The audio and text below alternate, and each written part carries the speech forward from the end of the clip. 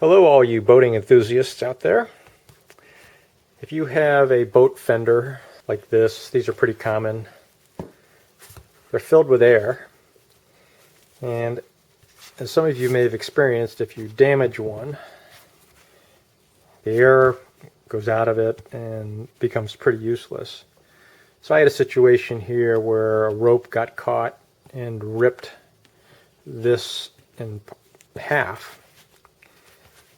And I've been able to salvage it, and let me just show you what I did. All I did was take my soldering iron with my rope cutter tip, and you can use just about any tip, but I've just reflowed all the plastic back together again. See, down through here, down through the inside, all the way around the outside,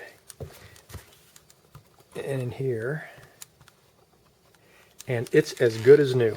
I just completed a soap bubble test. Smeared a little bit of soapy water around here. I've got a little pinhole leak right in here, and another really small one right in here. That gives me an opportunity to show you how I fix this.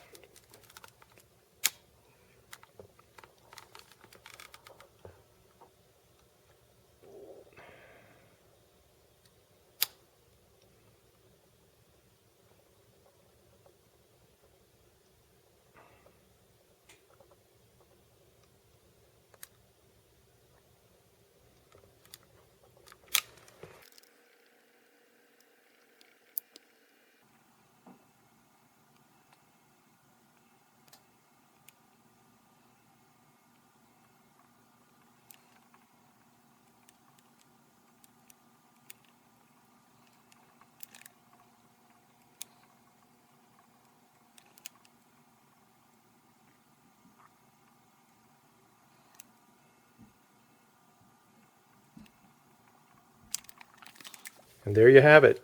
It's as good as new. Don't throw it away if it's ripped apart.